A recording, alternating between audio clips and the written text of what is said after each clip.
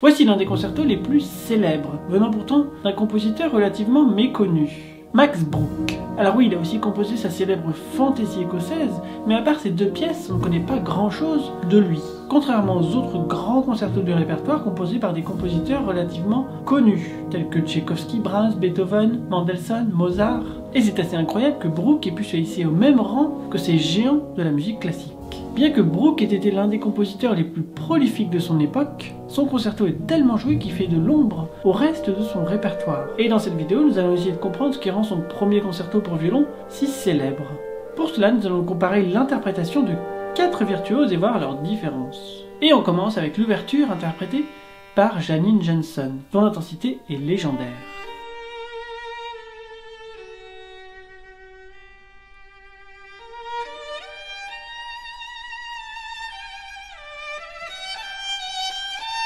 Comme vous le voyez, elle soutient le son jusqu'au bout de la phrase. C'est un peu sa signature à elle. Si l'on compare par exemple avec Hilariane,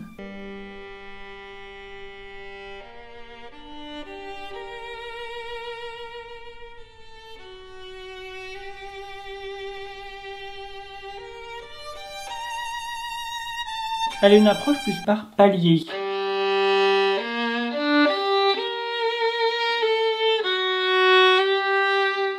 Jusqu'au premier sol, et ensuite ça continue.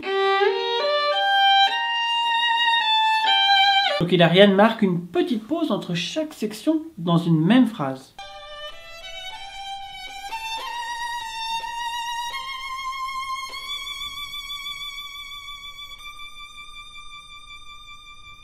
Et ce qui est original avec ce concerto, c'est que le violon commence tout seul après l'ouverture un petit peu brumeuse de l'orchestre.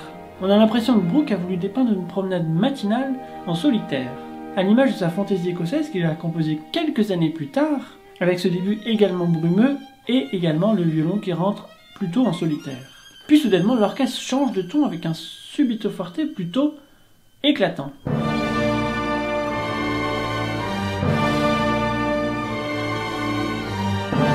Et on a également les trémolos du violon qui donnent beaucoup plus d'intensité au passage. Et là, sous la partie de violon, il y a l'orchestre qui fait toujours ces trémolos, ces pam, pam, pam, pam, pam. Ce côté un petit peu, il se passe quelque chose. Quoi. On va vraiment vers une direction très...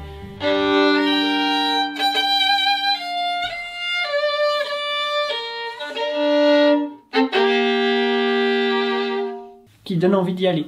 On est vraiment projeté vers l'avant. Contrairement au début, où on ne sait pas où est-ce qu'on va. Il n'y a aucune pulsation vraiment, jusqu'à ce tam, pam, pam. Parlant de ce début, j'adore la version de Gil Shahan, où il a vraiment ce son posé, cette respiration très ample.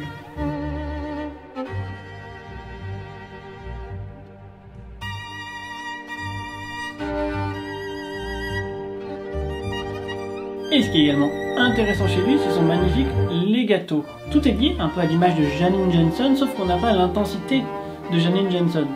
Gil Shahan est beaucoup moins intense dans son jeu. Donc il y a ce soutien, mais il n'y a pas non plus presque cette violence qu'on a chez Janine Jensen.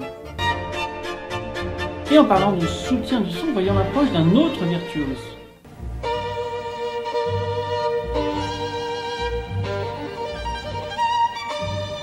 Perlman lève beaucoup plus souvent son archet, un peu comme s'il respirait avec son archet et qu'il voulait reprendre son souffle en quittant la corde.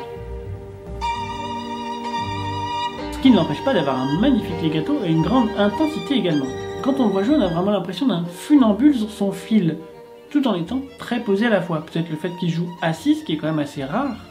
Dans ces accords qui sont quand même très percussifs, Perlman réussit à avoir ce côté rond et ce côté brillant qui le caractérise. Et d'ailleurs, en parlant de contraste par rapport à ces passages beaucoup plus verticaux avec tous ces accords, il y a quand même beaucoup d'accords dans ce concerto, surtout dans l'ouverture. Maintenant, on passe au passage beaucoup plus horizontal et beaucoup plus lyrique.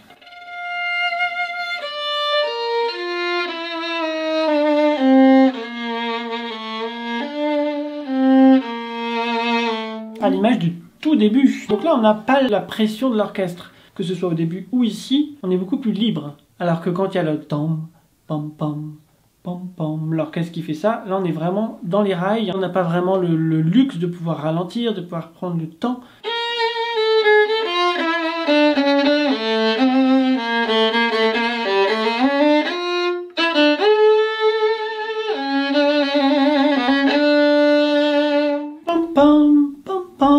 qu'est-ce qui fait ça? Même là, où c'est quand même plutôt espressivo largamente, faut avancer. Dans ce passage-là, quand on voit la tenue d'archer de Perlman, c'est fascinant de voir à quel point sa main, on parlait du côté funambule, là on a l'impression que chaque doigt est un funambule sur l'archer. C'est sans arrêt en train de trouver, de chercher son équilibre, c'est assez fascinant à regarder. Et si l'on compare avec Gil Shaham, c'est tout l'inverse, parce que Perlman est sans arrêt en train de bouger, de chercher un petit peu son placement selon où est-ce qu'il est dans l'archer, alors que Gil Shaham, ça bouge pas. Où qu'il soit, et quelle que soit son articulation, sa main reste totalement fixe.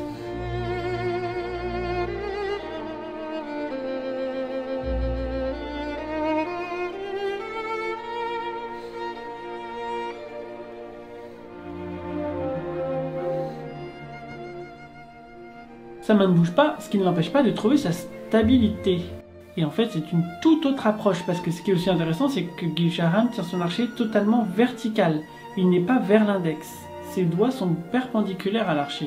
Dans les deux sens, c'est très égal, et surtout, où qu'il soit dans l'archer, sa main est alignée. Et donc, on n'a pas ce côté avec comme Perlman, quand il a la pointe, son coude se lève un peu, alors qu'avec Gil Shaham, visuellement, en fait, son bras reste totalement rectiligne. Ce qui est intéressant, parce qu'ils ont eu le même prof de violon, Dorothy DeLay. Perlman, on a l'impression que c'est sa boucle pouce majeur qui dirige son archer, alors que Gil Shaham, c'est l'ensemble de la main, avec son auriculaire qui reste sur la baguette. C'est vraiment... c'est très rectiligne. Perlman, c'est beaucoup plus dans les courbes, alors que Gil Shaham, c'est beaucoup plus dans l'horizontal. Et pour aller plus loin, avec toutes ces idées techniques, vous pouvez rejoindre mes abonnés privés pour recevoir chaque mercredi mes conseils gratuits par email. Cliquez le lien dans le descriptif pour nous rejoindre. Et en parlant de maniement d'archer, on remarque la quantité d'archer utilisée par Gil Shaham. C'est un peu sa signature, il utilise beaucoup de vitesse d'archer, quoi qu'il joue.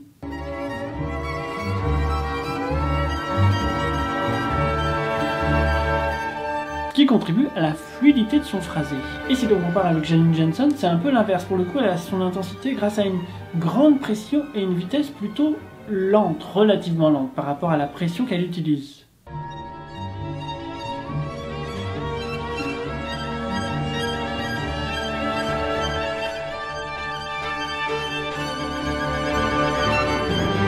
D'ailleurs, dans ce passage-là, c'est que du chromatisme. Et maintenant, voyons un petit peu du second mouvement. J'adore la délicatesse d'Hilarian dans ce début.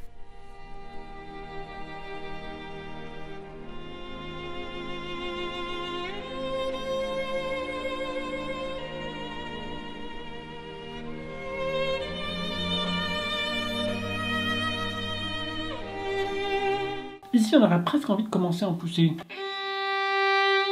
C'est plus facile d'avoir une accroche que... On peut partir de rien beaucoup plus facilement en pousser qu'en tirer, parce que l'orchestre finit.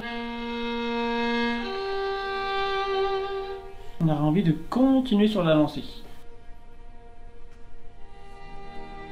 D'ailleurs, à propos d'Hilary, on note également son vibrato plutôt réservé, comparé à celui de Perlman qui est plus ample et plus rapide.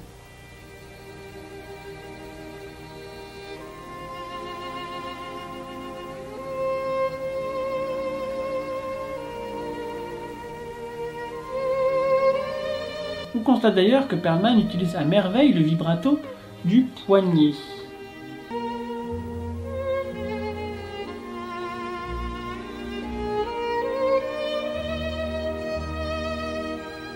C'est pour moi le vibrato qui permet le plus de détendre notre bras, en utilisant un geste aussi minimaliste. C'est vraiment un geste du poignet. Donc le bras bouge par conséquence, mais c'est pas la cause. J'ai fait toute une vidéo sur le vibrato, je vous l'ai mis dans le descriptif, comme ça vous pourrez plus voir les mécanismes du vibrato si ça vous intéresse. Je vous ai d'ailleurs mis un petit cadeau dans le descriptif qui va vous aider à tout vérifier avant de jouer. Voyons maintenant le final de ce concerto si flamboyant et si lumineux. J'adore l'entrée nette et précise de Perlman, il a vraiment le chic pour faire sonner un violon.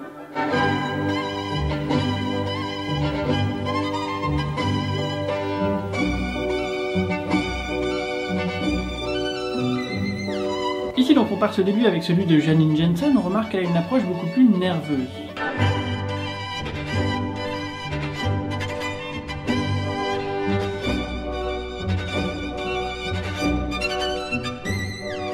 Et l'Ariane, quant à elle, reste plutôt au talon pour donner un côté plus percussif à ce début. Plus dans le talon pour avoir ce côté plus brillant.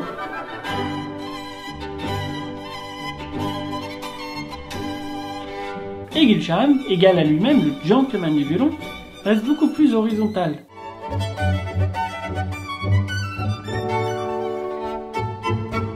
Et bien sûr, tous ces passages verticaux sont contrastés avec des passages beaucoup plus lyriques. Ce concerto a quand même un côté très ambivalent. D'un côté, on avance vraiment et d'un autre côté, on peut prendre notre liberté. D'un côté, c'est très sombre et d'un côté, c'est très lumineux. Ça expliquera peut-être le succès, le côté populaire de ce concerto. On parlait des passages virtuoses, qui sont quand même un beau défi pour les violonistes. Les gens aiment bien ce côté contrasté. C'est pareil pour la lumière. On commence dans la pénombre et on finit dans la lumière. Un petit peu comme si on commençait une promenade le matin dans le brouillard et qu'on la finissait au soleil. Sans oublier ces thèmes très mémorables qui caractérisent tous les grands concertos. Peut-être également de nombreux passages techniques qui sont un beau défi pour les violonistes. Et des centaines d'autres choses qu'on n'a pas eu le temps d'aborder dans cette vidéo. Et pour la suite, voici une vidéo qui va vous aider concernant l'archer. Et pour recevoir mes conseils gratuits chaque mercredi, cliquez ici, à mercredi.